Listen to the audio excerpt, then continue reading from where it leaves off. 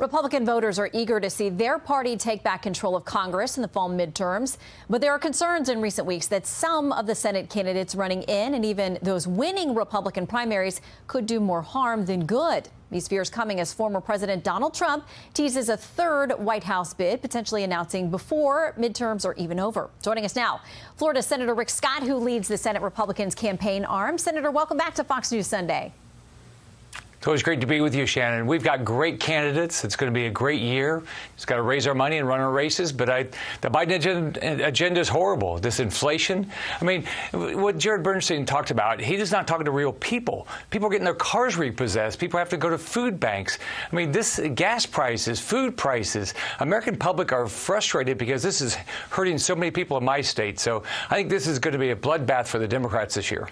Okay, so assuming that you have a good year and Republicans take back the Senate and the House, the question is then, what will you all do to make things better? An opinion piece over at MSNBC says the GOP keeps slamming Biden over inflation, but it has no solutions to offer. It says, we all get how politics works. The party out of power blames the party in power for everything that's bad. But in this case, inflation is directly impacting the lives of all Americans. What is the GOP plan to reduce it? Americans deserve an answer. So, Senator, what is your answer to that question?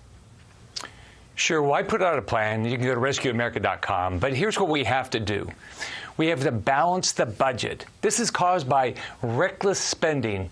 We've got to, I mean, every proposal the Democrats have is spend your money. Spend more money. We've got to reduce taxes, reduce fees, reduce the size of government. We've got to become energy independent. Don't go out to Saudi Arabia and beg them for fuel. We go to Texas and ask them to get more fuel. Fix the supply chain. The Biden administration is a bunch of do-nothing people that all they do is blame.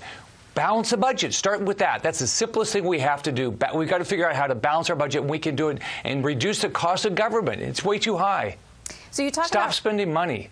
The government is good at that under Republicans and Democrats alike. There is a spending fever here in Washington. And you mentioned lowering taxes. So because that point came up, I want to bring up what the president said in Cleveland just a few days ago, talking about tagging you with the issue of taxes. Here's what President Biden said. Rick Scott from Florida, who heads up the Republican campaign committee. He put out the plan. What does the plan do? It makes the tax system less fair by wanting to tax everybody making under $100,000, significantly more on average, a lot more money. It actually raises taxes on those working families because he thinks you don't pay enough in taxes already. Okay, your response to the president. Well, first off, I've always cut taxes, never voted to raise taxes. The Democrats and Biden even now want to raise taxes in every tax bracket. But here's what I believe. We've got to get Americans back to work. If you're able-bodied, you don't have young children, incapacitated, dependent, get to work. When you go to work, guess what? You pay taxes. You pay income taxes, and you pay sales taxes, and you buy things. But what the president wants to do is every proposal he has is to raise everybody's taxes. My proposal is do what I did as governor. Get people back to work. When I was governor, we added 1.7 million jobs. That's how you get everybody to have skin in the game. But the Democrats, they want to spend your money. Like their idea on how to reduce premiums for somebody, it's not to create a better delivery system in health care. No, it's to raise your taxes. And we already have $30 trillion worth of debt, and the Biden agenda is to take it to 45. That's why we have the inflation we have. That's why gas prices are up. Why is gas up so much? It's because Biden and the Democrats, they have an agenda to get rid of fossil fuel. That's horrible for this country. We should be energy independent. Well, to take on the agenda change that you would like to see will require more GOP senators in the Senate. But let's talk about some of the headlines as you are working to lead that effort. USA Today, Rick Scott leads the Republican bid to regain the Senate. Those candidates are struggling. Washington Post, candidate challenges. Primary scars have GOP worried about Senate chances. New York Magazine says 6 awful GOP candidates who could save the Democratic Senate. And then Axios says this. Top Republicans, once confident about winning control of the Senate in the midterms, fear they'll blow it after nominating several deeply flawed candidates in winnable states, according to conversations with GOP strategists, pollsters, and other officials. What are your expectations? Is there overconfidence among Republicans? Well, there's an election. We have to work hard, but we have great candidates. We can potentially pick up 6 seats. We've got great candidates all across this country. The Biden agenda is horrible. Look, we have to raise our money. The Democrats are raising money. If you want to help, go to text WIN to 55404. But we have great candidates. We're going to have a great year. Look, it's nice for the Democrats to talk about our candidates, but this thing of Warnick, here's what they have to do. They've all lied about their position.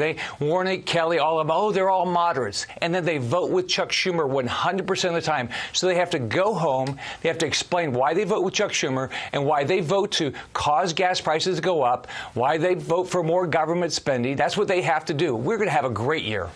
So you mentioned fundraising. Axios took a note of this yesterday, and they said the Senate GOP money flop. That was their headline. They say top Senate Republican candidates turned in poor fundraising numbers in key races from Arizona to New Hampshire. It's as if big GOP donors either don't realize a Senate majority is in reach or wrongly think it's a sure thing, and it's clear they don't like a lot of the Trumpy candidates. That comes in contrast to Democrats having some major hauls. So where are you on fundraising? Why the deficit compared to the Democratic candidates? Well, historically, Democrats have been able to raise more money than us, but we've had record funding at the National Republican Senatorial Committee. We're working to raise more. I'm talking to our candidates every week. They're out there raising money. You guys, look at Ron Johnson, his fundraising. Look at Herschel Walker, and look at Marco Rubio. We have great fundraising, but we need more. The Democrats are doing a good job this year raising money. That's why I tell people, you've got to help us. We have every reason to believe we can win. People are fed up, just fed up with the Biden agenda. They're sick and tired of $5 gas, food prices up, all this stuff. They're sick of it. So we just got to raise our money and get our message out. Okay, one of our brand new Fox News polls, and we're laying out a lot of these exclusively this morning, is who cares more about people like you? We asked voters. They give the edge to Democrats, saying more of them care about voters than do the Republican Party. So how do you work to change that perception at a time? People are really hurting, and that matters going into the midterms. Well, I think, first off, you have to show up. I know what I've done in my races. You show up, you talk to as many people as you can, you listen to their problems. I did it yesterday, all day yesterday, in a variety of events, listen to people's issues. But that's how we have to do it. I shook hands with 500,000 people while I was governor. Yesterday, I probably shook hands with 200 or 300 people, talked to them about their issues. We had a significant Hispanic event yesterday. Hispanics are going to vote our way because they're fed up with the government. They're fed up with the public school system. They're fed up with a government that's caused their prices to go up. So we've just got to get out there and talk to them. When we do, we win, and we're going to have a great win this November. So let's talk about one of your most prominent constituents down there, former President Trump, saying essentially that he's made a decision about 2024. Here's one of the headlines about the timing, potentially, of an announcement. It says Donald Trump looks to fall launch for 2024, potentially upending midterms, going on to say some Republicans fear an announcement will undercut them at a time when they have a strong chance of retaking the House and Senate. Goes on to quote a prominent Republican strategist, says, of all the selfish things he does every minute of every day, it would probably be the most. Everything we are doing that is not talking about the economy is going to be a disaster. Do you have a sense of the president's decision, of his timing, and are you worried about how it impacts the midterms? Does it turn it into a referendum on him versus these economic issues? This year is going to be a referendum on Biden. It's pretty simple. Midterms are a referendum on the president's strategies, which are horrible. So this is not going to be about 24. It's going to be about 22. And I tell people all the time, we've got to continue to focus on to win this November. We have every reason to believe we can win. But this is going to be about gas prices and food prices and the Democrats wanting to defund the police and critical race theory, things like that. It's going to be about 3 issues: inflation, my kids getting a good education, living in a safe community. And the Democrats are on the wrong side of those issues. Every Democrat, they voted on the wrong side of that issue for years. Does President Trump change the topics, change the conversation if he gets in before the midterms? Shannon, I think it's all going to be about what's happening in your family right now. People are focused on what happens to them. They care about their job and the inflation. Take Florida as an example. The cost of living in Florida is up $770 a month.